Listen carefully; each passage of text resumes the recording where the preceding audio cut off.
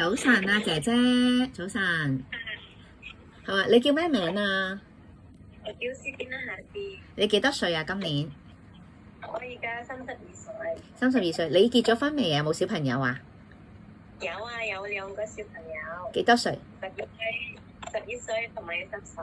係。咁你冇老公㗎係咪啊？係啊。你 single parent，OK。咁你而家喺香港做咗8年啦，係咪啊？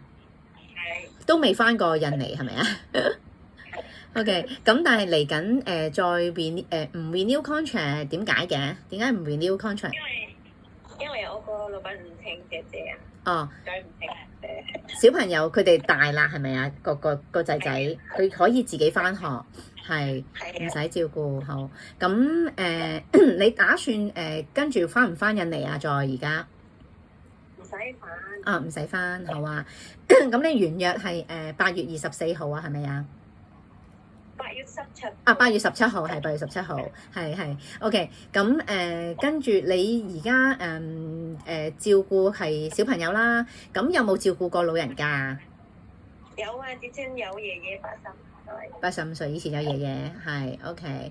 好啊。咁你如果咧將來僱主咧有老人家或者小朋友，如果要 share room 嘅話咧，你可唔可以 share room 啊？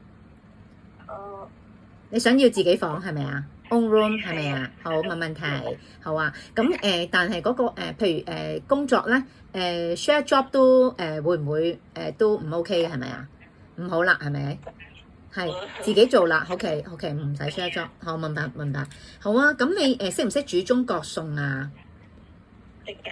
識啊！你煮啲乜嘢啊？平時炒菜、炒番茄、炒蛋、炒牛肉、整魚、整雞、整水蛋、係整肉餅。蒸肉餅嚇，排骨嗰啲識唔識炆排骨嗰啲啊？炆啊，識㗎。啊，炆嘢係啦，識嘅，會炆下嘢嘅，有陣時雞翼啊，小朋友會唔會食薯仔炆雞翼嗰啲啊？係啊，中意。中意啊，OK。好啊。咁煲湯咧，你會滾湯係嘛？平時係啊，滾湯啊，冇試過滾湯。冇試過煲湯，好少。佢哋唔係好飲老火湯係咪啊？係 OK。但係如果婆婆啊教你煲湯都冇問題啊嘛，都可以學到啊。好啊。咁你想再喺香港做多幾耐嘢啊？冇所謂係咪啊？係咪啊？即係總之太太先生佢哋想繼續請你嘅話，你會繼續喺香港做係咪啊？